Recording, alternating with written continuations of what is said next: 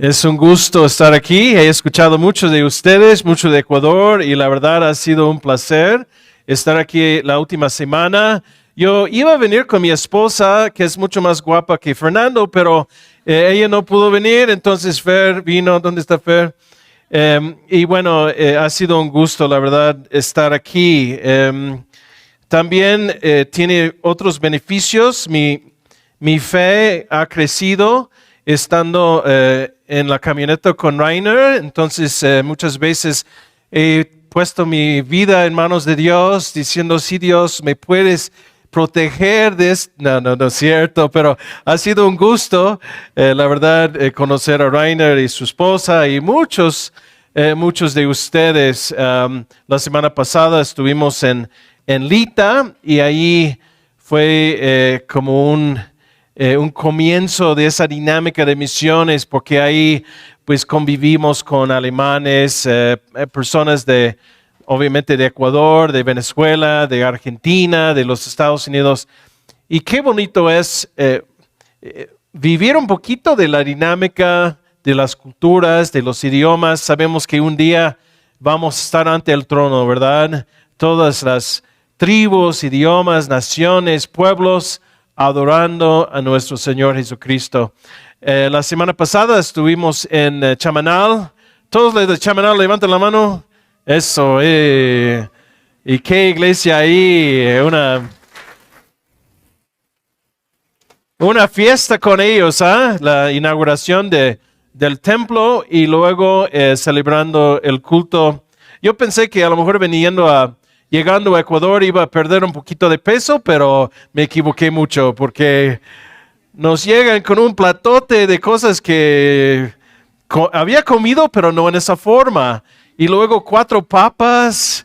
Y digo, no, pues estoy en la gloria, Señor, gracias. Pero la verdad nos han tratado muy bien, nos han consentido y ha sido un gusto. Mi experiencia en las misiones empezó cuando tenía 22 años. Me comprometí por un año a enseñar en una escuela de habla inglés para hijos de misioneros y viví con una familia mexicana ahí. Tenía un mentor y me dijo, no vivas con los gringos, vivas con la gente, con los mexicanos. Entonces viví con una familia mexicana, pastor y su esposa con 4 hijos. En ese tiempo 14, 12, 10 y 6 años y yo tenía 22 años. Y fue una experiencia de inmersión. Les digo a los estudiantes de Alemania, los de Impact, que si de repente los veo que están así dormidos porque es complicado sentarse a través de un sermón cuando no entiendes nada. Bueno, en México decimos no entiendes ni papas, ¿verdad? Perdón si digo cosas que no entienden, pero el español es un poco distinto y como me costó un poco de trabajo y todavía aprendiendo el español en México, perdón si no aprendí todavía su español. La noche de anoche, pues fuimos a comprar helado y yo pedí uno sencillo y la señora dice, un simple. Bueno, simple, ¿no? Y hay muchas palabras que aunque hablamos el mismo español, son distinciones, ¿no? Ustedes dicen chompa y decimos chamarra. Comida que chifa y decimos comida china. Choclo es elote. Minga no estoy seguro. Guagua. Niño, muchacho, chamaco, chavo, guambras, jóvenes, ¿no? O sea, son términos muy nuevos para mí, pero qué gusto vivir esa experiencia. Cuando Dios en la Torre de Babel confundió los idiomas, qué trabajo hizo, ¿no? Porque luego, tratando de entender una sola palabra de alemán, no entiendo, ¿no? Entonces, ese reto que tenemos hoy en día de aprender el idioma, la cultura de los países del mundo, sí es retante, ¿no? Cuando estuve en México también, nuevas comidas, ¿no? Mole de panza, que es es pancita, no sé, mole poblano. Yo viví en Puebla y mole poblano es un mole como una salsa que tiene chocolate, que tiene ajonjolí, que tiene un fin de ingredientes muy rico. Ahí con una olla, con pollo, muy rico, pero diferente, ¿no? Mis hijos, mis hermanos mexicanos me decían, oye, tenemos una comida muy fina que solamente se da en los restaurantes más finos. Y bueno, ya los conocía, que no me estaban diciendo la verdad, ¿no? Bueno, a lo mejor media verdad. Entonces me llevan a una bolsa de chapulines, que ustedes dicen saltamontes, y fritos, ¿no? Y son más o menos ricos, nada más sus patas se quedan entre los dientes. Y luego me muestran otra bolsa con chapulines todavía vivos, ahí brincando por todos lados. Y digo, ay, qué gracias por mostrarme esa experiencia culinaria diferente, ¿no? Entonces las culturas son distintas, ¿no? No he comido frijoles desde que llegara, creo, pero mucha papa, ¿no? Pero me gusta la papa, me agrada. Yo crecí en un estado de Pensilvania, en los Estados Unidos, ahí por Filadelfia, y en una zona con orígenes alemanas. De hecho, tanto mis abuelos maternos como mis abuelos paternos hablaban lo que se llama Pennsylvania Dutch, o sea, Alemania cambiada, alemán cambiada, pero pues llegaba gente de Alemania ahí. Entonces sí, ha sido muy padre. A veces pienso y siento como en el pasado, bueno, antes de aprender el idioma un poquito mejor, de ese hombre que llega a México y pida una torta de jamón, pero tiene que escuchar porque alguien en un restaurante pidió una torta de jamón. Una torta de jamón, una torta es como un bolillo o un pan, ¿no? Como baguette. Entonces, escuche que alguien pide torta de jamón, entonces él dice, llega a la mesera y dice, quiero una torta de jamón, ¿no? Entonces, bueno, le sirve su torta de jamón. Pero después de una semana, 2 semanas de comiendo torta de jamón, ya quiere otra cosa, ¿no? Entonces entonces se pone en un restaurante y escucha lo que está pidiendo la gente y escucha enchiladas. Entonces, enchiladas. Entonces llega la mesera, enchiladas. Y la mesera dice, ¿con salsa roja o verde? Torta de jamón.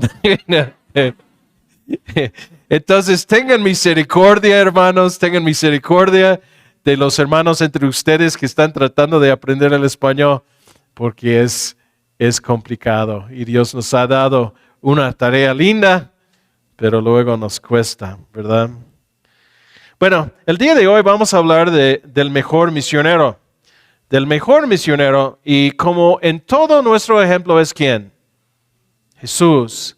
Jesús es nuestro ejemplo en tantas cosas y esto no es diferente. Entonces, en sus Biblias, si quieren buscar Mateo 9, y vamos a empezar con el versículo 35, pero vamos a poner este tiempo en manos de Dios. Padre, gracias por estos momentos, gracias por estos hermanos, por esta iglesia, por el ánimo que tienen de servirte y también ese compromiso que todos tenemos de alcanzar tanto a nuestros vecinos como hasta los confines de la tierra.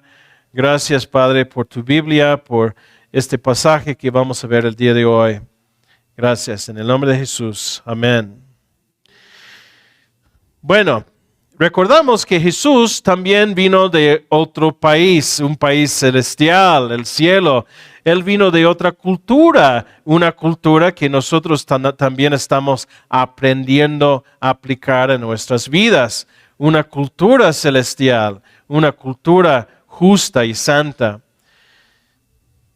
Dice Filipenses, versículos que ustedes conocen muy bien, que Jesús, siendo por naturaleza Dios, no consideró el ser igual a Dios como algo a que aferrarse, Por el contrario, se rebajó voluntariamente, tomando la naturaleza de siervo y haciéndose semejante a los seres humanos.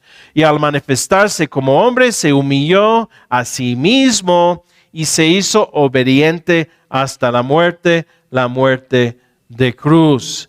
Jesús, teniendo un lugar perfecto, una comunión perfecta con el Padre, con el Espíritu Santo, decidió salir de ahí y nacer en un establo, nacer con una familia humilde, nacer en una región de Belén, pero luego creció en Nazaret, donde los mismos discípulos y la misma gente decía, ¿algo bueno puede salir de Nazaret?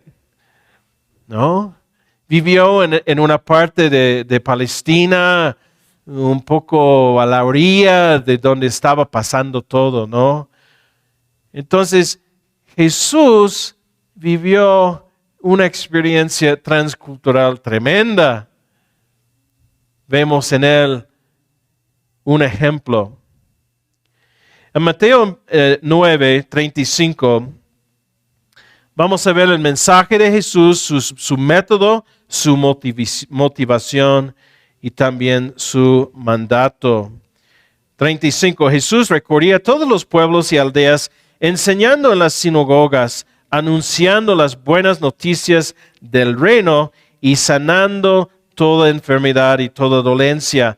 Al ver a las multitudes, tuvo compasión de ellas, porque estaban agobiadas y desamparadas, como ovejas sin pastor. La cosecha es abundante, pero son pocos los obreros, dijo a sus discípulos. Por tanto, pidan al Señor de la cosecha que envíe obreros a su campo. Entonces vamos a ver este pasaje con cierto detalle, frase por frase, y vamos a descubrir algunos principios en la vida de Jesús. Primeramente, versículo 35, la primera parte. Jesús recorría todos los pueblos y aldeas. Ahora, Jesús no simplemente buscaba en su celular, googleaba aldeas de Palestina, ¿no? Él no buscaba información de este tipo. Información de ese tipo sí es de utilidad, de cierta ayuda en conocer, en entender una población. Por ejemplo, la ciudad de Ibarra tiene, según en 2026, 143,000 personas. La edad media de Ibarra es 28 años. Hay 12,910 bebés o infantes menos de 4 años en su ciudad. Bueno, según las estadísticas. En esta ciudad de Ibarra son 21 personas que tienen más de 100 años. ¿Sabían eso? ¿Conocen a alguien que de más de 100 años? 19 de ellos son mujeres y 2 son hombres. En el año 2002, la población de esta ciudad era 98,000, o sea, ha crecido unos 45,000 personas desde el año 2000.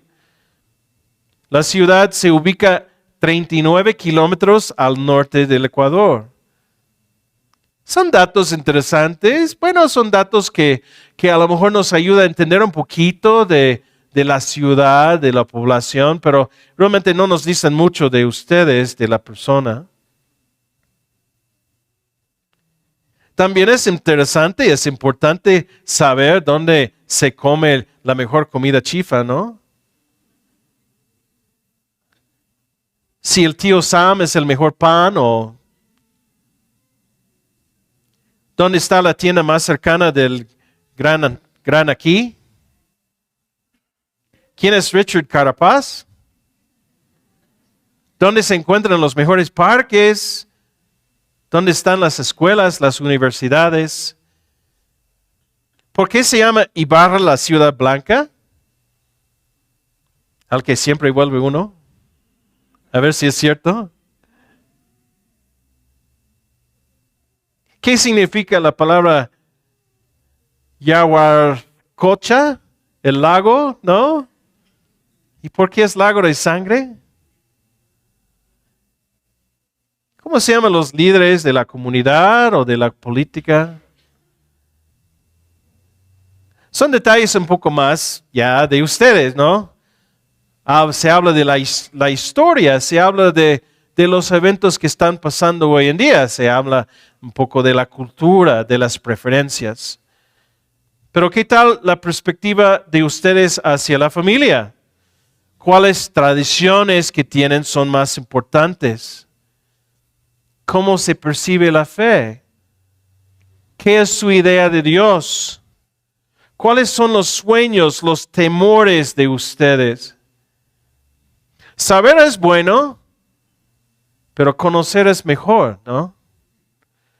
Cuando conocemos, empezamos a construir confianza, empezamos a edificar puentes, desarrollar relaciones interpersonales. Hay un libro que se llama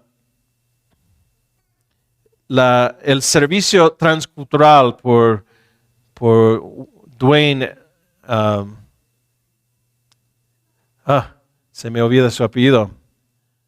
Pero habla en ese que ha habido estudios que hay personas que van de su lugar de origen a otro país.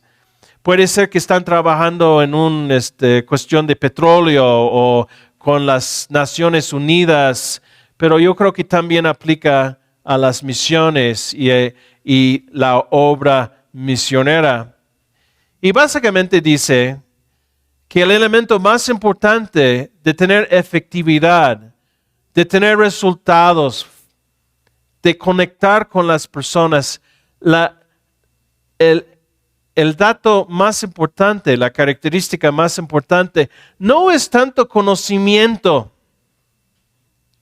Por ejemplo, uno puede conocer mucho de una computadora, pero si quiere enseñar ese conocimiento, si no hay una relación con las personas, tal vez no se comunica la información. Tal vez también puede conocer mucho de la Biblia, pero si la persona es chocante, si la persona no cae bien, si la persona no sabe cómo llevar una amistad, puede ser difícil que ese conocimiento tan importante, ese conocimiento bíblico, se transmite. La característica más importante son dos, es la habilidad de iniciar y de sostener relaciones interpersonales. Son dos dones, digamos, son dos habilidades distintas. Algunos somos muy capaces y nos gusta iniciar la amistad, pero tal vez nos cuesta mantenerla. Otros nos cuesta iniciar una relación de amistad, pero ya cuando hay un amigo, es un amigo para siempre, ¿no? Los dos elementos son importantes. ¿Y qué vemos en la vida de Jesús? Vemos un Dios, porque Jesús es Dios, un Dios que andaba por los pueblos y se acercaba con la mujer al lado del pozo. Y dio la bienvenida a Nicodemo que llegaba en la noche. Y esa mujer con flujo de sangre, él estuvo ahí caminando en la calle cuando ella lo tocó. Vemos un Jesús y por consecuencia un Dios que se acerca mucho a nosotros. Un Dios que no es distante, sino se ha acercado, ¿no? Entonces vemos que Jesús recorría todos los los pueblos y aldeas. Tenía una interacción profunda con las personas.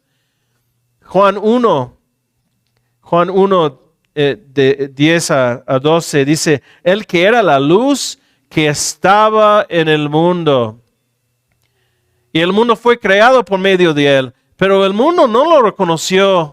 Dios andando entre ustedes no fue reconocido por la mayoría.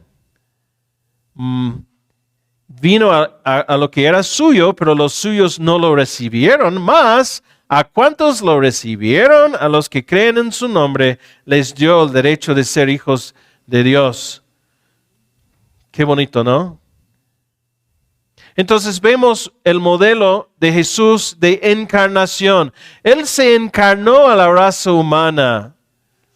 No mandó un ángel para proclamar las buenas nuevas. No mandó animales que hablaban, hablando del Evangelio. Él vino. Y es un modelo que también tenemos cuando pensamos en cómo nosotros también debemos de alcanzar nuestro mundo. Los que Dios llama a ir a otra cultura, a otro idioma, nos encarnamos en esa cultura. Y es un proceso de dejar a un lado los lentes que vemos a nuestra cultura propia y poner los lentes de la gente del país anfitriona, ¿no? Vamos a seguir. Versículo 35, después de que dice que Jesús recorría todos los pueblos y aldeas, enseñando en las sinagogas, anunciando las buenas noticias del reino. ¿Qué es la prioridad de Jesús? Anunciar las buenas noticias del reino. Donde iba, eso fue su fin. ¿Cuáles son las buenas nuevas? Espero que todos sepamos eso, ¿no? Bueno, Pablo da un resumen de las buenas nuevas en 1 Corintios 15, del 3 al 4. Yo creo que es un pasaje que la mayoría conocemos de memoria, porque antes todo les transmití a ustedes lo que yo mismo recibí, que Cristo murió por nuestros pecados según las Escrituras y fue sepultado, que resucitó el tercer día según las Escrituras. Ahora, una pregunta, ¿cómo es que Jesús anunciaba las buenas nuevas si todavía Jesús no había muerto? Si Jesús todavía no había ido a la cruz, no se había resucitado.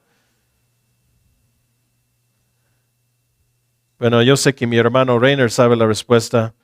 Porque todo el Antiguo Testamento apunta a Jesús. A través de las páginas del Antiguo Testamento vemos a Jesús. El sistema de sacrificios, el sacerdocio, el mismo templo, las fiestas, la misma ley, los salmos, todo apuntaba a Jesús. Buscan a Mateo 22, de 41 al 45. Mateo 22, del 41 al 45. Mientras estaban reunidos los fariseos, Jesús les preguntó, ¿qué piensan ustedes acerca de Cristo? ¿De quién es hijo? De David, le respondieron ellos. Entonces, ¿cómo es que David, hablando por el Espíritu, lo llama Señor? Él afirma, dijo el Señor, a mi Señor, siéntate a mi derecha, hasta que ponga tus enemigos debajo de tus pies. Si David lo llama Señor, ¿cómo puede entonces ser su hijo? Porque ¿quién era su Señor? El Hijo, el Mesías, Jesús. Vemos en Lucas, después de su resurrección, en Lucas 24, cuando encuentra a unos discípulos en camino de Amaús, ¿no? En Lucas 24, si quieren buscarlo, Lucas 24, empezando con 25. Lucas 24, 25. Qué torpes son ustedes, le dijo. Qué tardos de corazón para creer todo lo que han dicho los profetas. ¿Acaso no tenía que sufrir el Cristo estas cosas antes de entrar en su gloria? Entonces, comenzando por Moisés, o sea, él empezó en Génesis, la ley, y por todos los profetas les explicó lo que se refería a él en todas las Escrituras. Entonces Cristo iba anunciando el reino de Dios. Él anunciaba, como decía Juan el Bautista, el reino de Dios está cerca, muy cerca.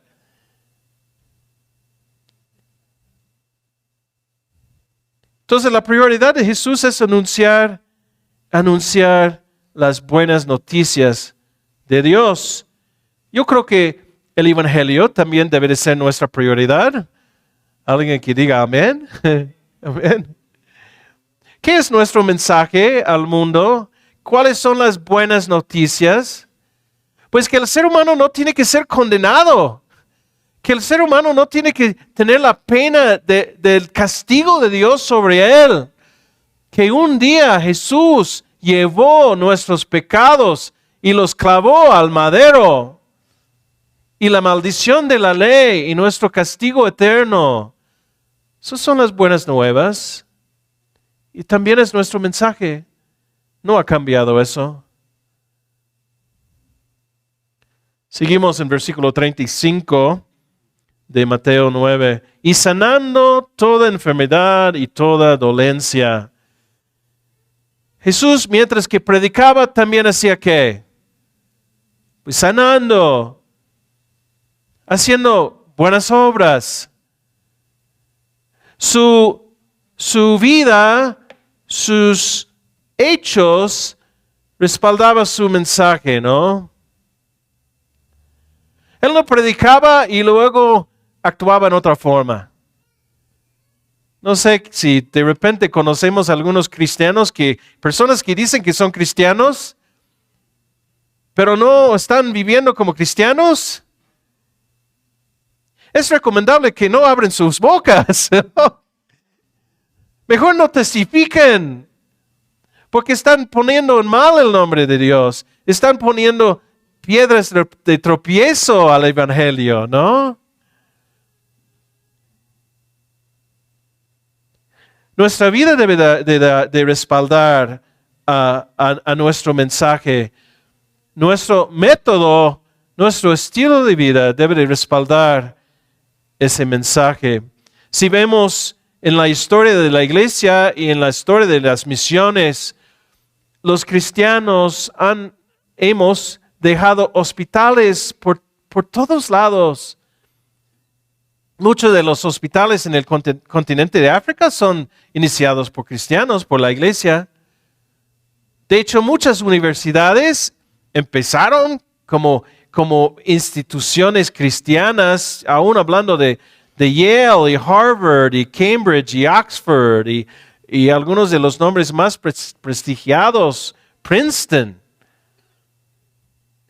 Fueron empezados por la iglesia.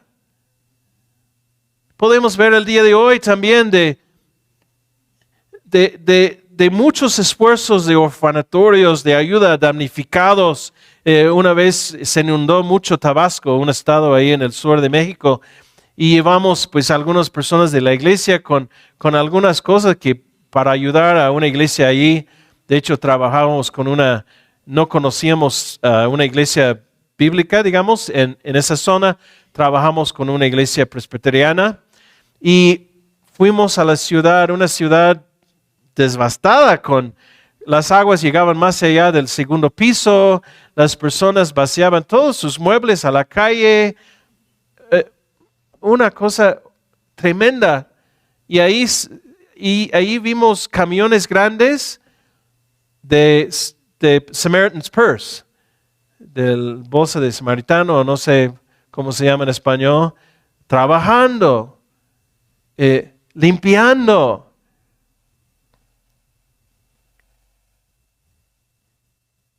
Centros para mujeres maltratadas, centros de adicciones, la construcción de casas, un sinfín de otros trabajos que debemos de estar haciendo como iglesia. Ahora, hay un poco de peligro, ¿verdad? Que esas obras, digamos, sociales no sean meramente, ¿qué? Obras sociales. Que junto con ese esfuerzo, como Jesús nos muestra, junto con ese esfuerzo, ¿qué? Iba predicando, ¿qué? El Evangelio. ¿Qué tal en forma, así digamos, personal, en forma de nuestras mismas viviendas, nuestras mismas casas? También debemos de ser personas que vemos necesidades, que un vecino que está enfermo que no puede cortar su césped, que a lo mejor podemos hacer quehaceres, podemos ir a la tienda para algo, podemos ayudar en alguna forma, ¿no? Si es apropiado, hasta ayudar en una forma económica. Cuando la iglesia actúa así, empezamos a tumbar un poco de los prejuicios en nuestra contra, ¿no? Porque vaya, hay prejuicios en nuestra contra. Yo no conozco el ambiente aquí, pero en México somos, digamos, amontonados en el mismo grupo que la luz del mundo, los testigos de Jehová, los mormones y los evangélicos, ¿no? Somos personas raras, ¿no? Porque no somos la mayoría. Pero ¿qué hacemos? Hacemos actividades y invitamos a los vecinos a pasar a nuestro templo. Les damos clases de varios tipos y nuestras buenas obras respaldan el Evangelio. No es el Evangelio, pero da evidencia de cambios en nuestra vida, porque ¿quién ayuda a su prójimo hoy en día? ¿Quién es amable a su prójimo hoy en día? ¿Quién hace algo de sacrificio para alguien que tal vez ni conoce? Gente rara, gente curiosa, gente que tiene sus corazones llenos del amor de Dios, que nos motiva a hacer cosas que en la cultura en general no se hacen. Efesios 2, 8 y 9, porque por gracia ustedes han sido salvados mediante la fe. Esto no procede de ustedes, sino que es regalo de Dios, no por obras, para que nadie se jacte. Y a veces en nuestras iglesias hablamos tanto de que la salvación no es por obras, y no es por obras. Y oigan, no es por obras. Entonces decimos, a todo dar no tengo que hacer nada. Para la salvación sí, pero ¿qué dice el versículo 10? Porque somos hechura de Dios, creados en Cristo Jesús, ¿para qué? Para buenas obras, las cuales Dios dispuso de antemano a fin de que las pongamos en práctica. Entonces, las dos tareas, digamos, principales de la iglesia es compartir las buenas nuevas y hacer buenas obras. Hacer buenas obras. No es malo, hermanos, hacer buenas obras. Es bueno, ordenado por Dios. Fuimos creados para hacerlo. Hay una ecuación que a mí me aclara un poquito, pensando en una matemática, ¿no? A veces, la mayoría del mundo dice fe más buenas obras es igual a salvación, ¿no? Y no estamos de acuerdo con eso. Entonces decimos fe más nada es igual a salvación más buenas obras. Las buenas obras son resultado de una fe que salva, no como parte de la salvación. Entonces, versículo 36, al ver a las multitudes tuvo compasión de ellas, porque estaban agobiadas y desamparadas como ovejas sin pastor. Entonces aquí vemos una motivación de Jesús, vemos su mensaje, su método, aquí la motivación. La condición de la gente le conmovió a Jesús, los vio y tuvo un impacto en su alma, su corazón. Tuvo compasión, sintió algo. Ahora, recordamos que estas mismas personas, luego el mismo Jesucristo dijo que algunos de ellos le seguían porque querían un almuerzo gratis, ¿no? Recuerdan en Juan 6, él luego decía, ustedes me siguen por lo del pan. Y empezó a hablar de un compromiso mayor. de comer de su sangre, de comer de su carne y tomar de su sangre. O sea, de realmente una relación íntima y un compromiso fuerte con Él. Y desde ese momento muchos, ¿qué? Dejaron de seguirlo. Son las mismas personas que un tiempo después abandonan a Jesús en la cruz. Tal vez de esas mismas personas, algunas estaban gritando, crucifícalo. Pero Jesús tiene compasión sobre ellos, como tuvo compasión sobre cada uno de nosotros. Aún siendo enemigos, aún siendo pecadores, Cristo murió por nosotros. Entonces ve a la gente y tiene compasión porque son ovejas sin pastor. Busquen Ezequiel, por favor, Ezequiel 34. Ezequiel 34, del 1 al 6. Ezequiel 34, del 1 al 6. Y aquí tenemos el profeta Ezequiel. La palabra del Señor vino a mí y me dijo: Hijo de hombre, profetiza contra los pastores de Israel. Profetiza y adviérteles que así dice el Señor y Dios. Ay de ustedes, pastores de Israel, que solo se cuidan de sí mismos. ¿Acaso los pastores no deben cuidar el rebaño? Ustedes se beben la leche y se visten con la lana y matan las ovejas más gordas, pero no cuidan del rebaño, no fortalecen al débil, no cuidan de la enferma, ni curan a la herida, no han traído a la descarriada, ni buscan a la perdida. Al contrario, tratan el rebaño con crueldad y violencia. Por eso las ovejas se han dispersado por falta de pastor.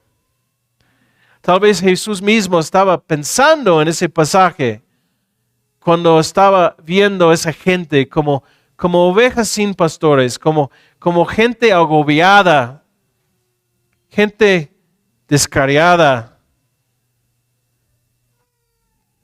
También es una descripción muy aplicable para la gente de nuestro mundo hoy en día, ¿sí o no? Solamente tenemos que ver las redes sociales, Facebook, a ver qué pone la gente, qué le interesa a la gente, para darnos cuenta que la gente es pues sin pastor, no sabe ni es la verdad, qué es la verdad, no tiene propósito en su vida, andan así, perdidos. Mi esposa visitaba unos vecinos recientemente y cuando la vecina abrió la puerta ahí entrando, digamos, en el antesala de su casa, había una imagen muy grande de la Santa Muerte. No sé si ustedes han escuchado de la Santa Muerte, es prácticamente un ídolo que significa una imagen de la muerte. En México no perciben, bueno, esas personas no perciben la muerte como una realidad espiritual, física, pero lo perciben como una imagen, una persona. Y en México hoy en día hay entre 9 y 13 millones de personas que adoran la Santa Muerte. Es como, bueno, si ustedes conocen la imagen del Grim Reaper, ¿no? Con Hoz, que cosecha el trigo, ¿no? La hoz. ¿Por qué adorar? ¿Por qué adorar a una imagen que simplemente viendo una calaca, un esqueleto que simboliza la muerte, dice que es santo de asesinos y secuestradores? Una vez una familia, vecinos de unos hermanos, nos invitó a dar un estudio bíblico con ellos en la casa. Entonces fuimos, mi esposa y yo, y entramos en su patio, y ahí también una imagen de 1,5 metros, tal vez, en una mesa. Tuvimos el estudio, obviamente hablamos de eso. Ellos nos decían que normalmente familias que adoran la Santa Muerte, la muerte reclama un miembro de la familia en una forma trágica, en una forma prematura, digamos. Tuvimos el estudio por más o menos un mes, luego regresamos a la casa, tocamos y nadie contestó, llamamos y no nos contestaron, que es una forma de decir, ya no queremos el estudio, ¿no? Unos 3 meses después me llama el esposo y me dice, no sé si nos puede hacer un favor. Le digo, ¿qué? Digo, bueno, queremos que ustedes vengan y quitan esas imágenes porque murieron los peces al lado de la imagen, murió su mascota, un perro que andaba por ahí y tenían miedo que su hija que andaba junto a esa imagen iba a ser el ser que seguía. Entonces fuimos y quitamos y destruimos la imagen y también quitamos una calcomanía de su bochito, de su auto. Porque los ídolos falsos, los dioses falsos, las diosas falsas son crueles, ¿verdad? No nos dan vida, nos dan esclavitud. Esos pastores falsos no nos llevan a delicados pastos, no nos llevan al descanso de nuestra alma, sino nos llevan a la ruina, la destrucción, las adicciones, la violencia y todo lo que conocemos de nuestro mundo. Jesús vio a la multitud y tenía compasión de ellos. Le llegó y le motivó. Llegó a la cruz pensando en esas personas y también pensando en nosotros. ¿Tenemos compasión nosotros hacia las personas? ¿Tenemos compasión hasta los que nos caen mal, hasta los enemigos? Cristo dijo algo, ¿no? Que debemos de amar hasta los enemigos. ¿Amamos a los enemigos? Tenemos un dicho en México que dice, no busco quién me lo hizo, sino quién me lo pague. ¿No? No queremos que nos vean la cara. Bueno, no sé si se entiende aquí, pero no quiero que me hagan nada, ¿no? Hermanos, somos capaces de recibir la maldad y los insultos y responder con amor, porque eso es la marca de un seguidor de Jesús. Colgándose en la cruz, dijo, Padre, perdónanos porque no saben lo que hacen. Colgado en la cruz, veía a los ladrones, uno de ellos, y decía, hoy mismo te veré en el paraíso porque has tenido fe en mí.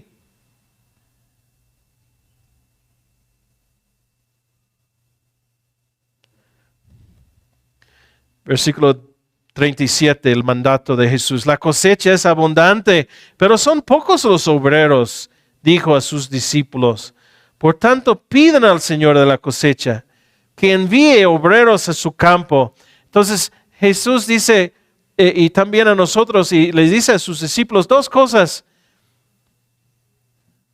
La cosecha es abundante, váyanse.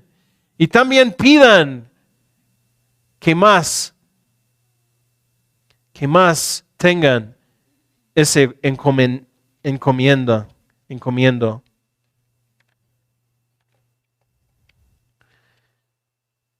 Entonces vemos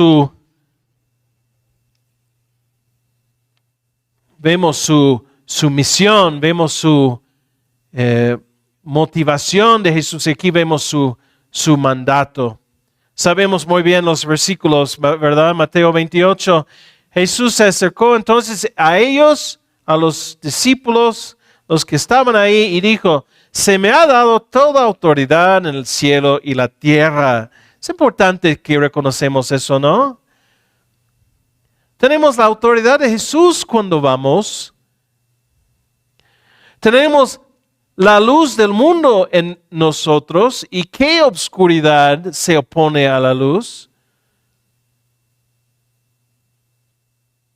Por tanto, vayan y hagan discípulos de todas las naciones, bautizándolos en el nombre del Padre y del Hijo y del Espíritu Santo, enseñándoles a obedecer todo lo que les he mandado a ustedes, y les aseguro que estaré con ustedes siempre hasta el fin del mundo.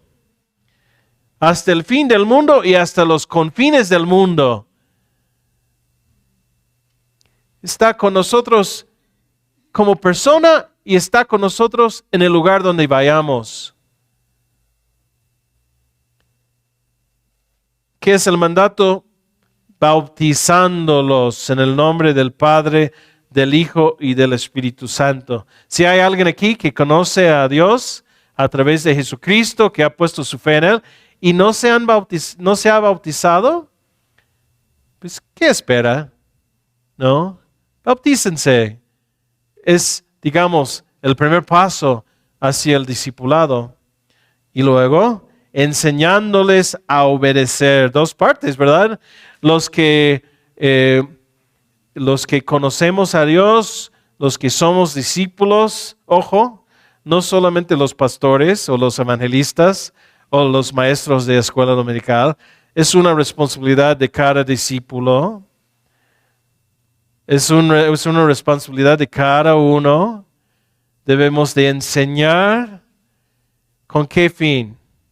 La enseñanza a obedecer todo lo que les he mandado a ustedes. Eso implica conocimiento, sí, pero también implica aplicación. Dice Pablo que el conocimiento, ¿qué? Nos puede...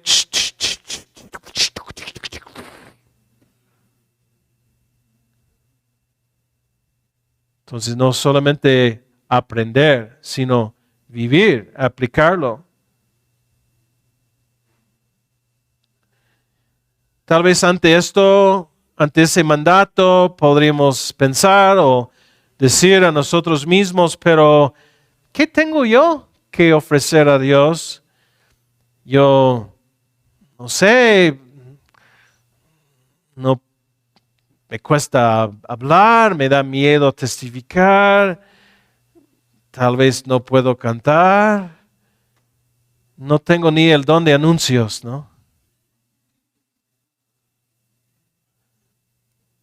Los puertorriqueños en los Estados Unidos, y obviamente uno que no habla bien no debe de criticar unos que no hablan bien, entonces perdóneme, pero los puertorriqueños no pronuncian la R cuando dicen, por ejemplo, caminar, ellos dirían caminar. Y así es, y su acento. Y entonces había una iglesia de puertorriqueños y un hermano llega al pastor y así tocado, que quiere hacer algo para el reino de Dios, y dice: hermano, no sé hacer, que no sé predicar, no sé enseñar, solamente sirvo para animar.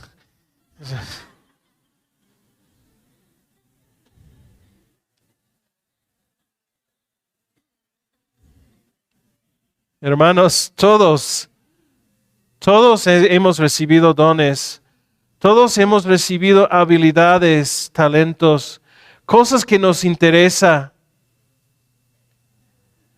Que no pensemos que solamente si uno se puede así tocar la guitarra eléctrica bien suave, que por cierto bien suave, ¿no? O la batería, o a lo mejor cantar, o a lo mejor dar anuncios, qué sé yo. Que eso es la iglesia. Eso no es la iglesia.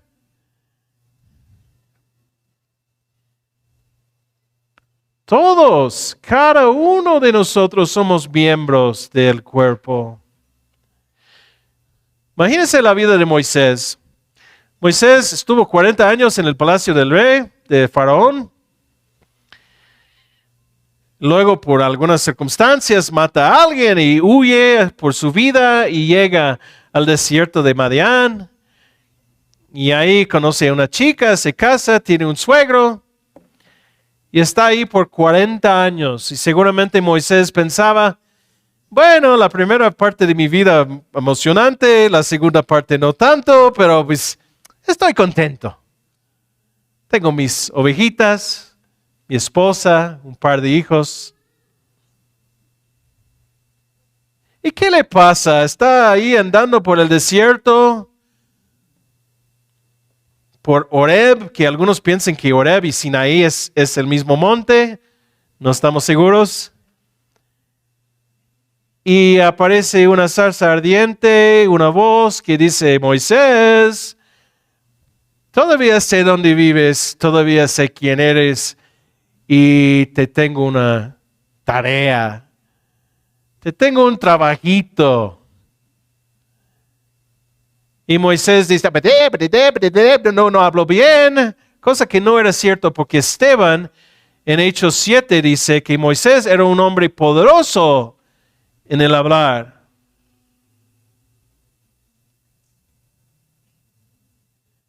Y Dios con paciencia dice, bueno, lleva a tu hermano. Pero dice Moisés, ¿qué tienes en la mano? Un bastón, ¿no? Un cayado, una vara. Y dice, lleva lo que tienes en la mano hasta la presencia de Faraón. Tal vez nos dice a nosotros lo mismo. Yo no sé cómo voy a contribuir a la gran comisión. O tal vez aún en mi contexto local, de la iglesia local, ¿cómo puedo contribuir a eso? Y yo sé que Dios dice, la mies es mucha, que necesitamos obreros, pero no he ido a un instituto bíblico, tal vez tengo poco convertido, soy medio torpe. Hermanos, si yo puedo estar aquí ante ustedes, un gringo que aprendió el español mal, hablando con ustedes, Dios puede tomar todo y usarlo. Y Dios dice, pues, ¿qué tienes en tu mano?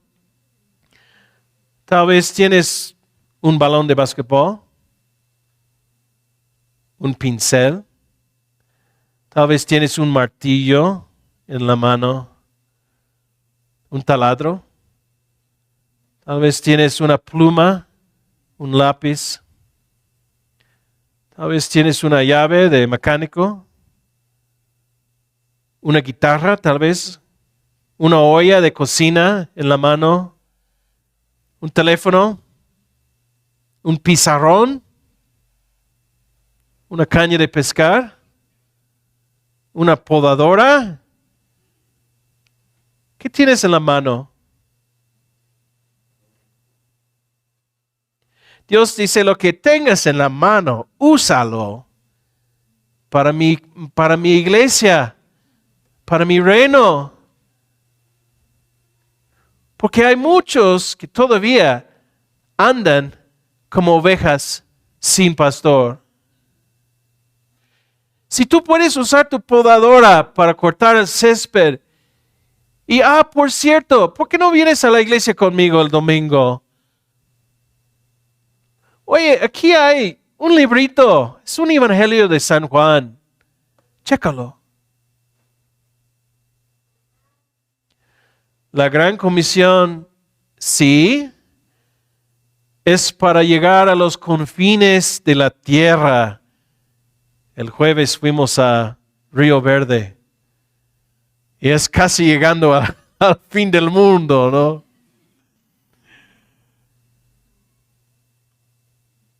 Vamos nosotros a Oaxaca, también montañas fenomenales y gente sin iglesia. Debemos de ir a los confines de la tierra, pero también debemos ir a la casa que queda a un lado.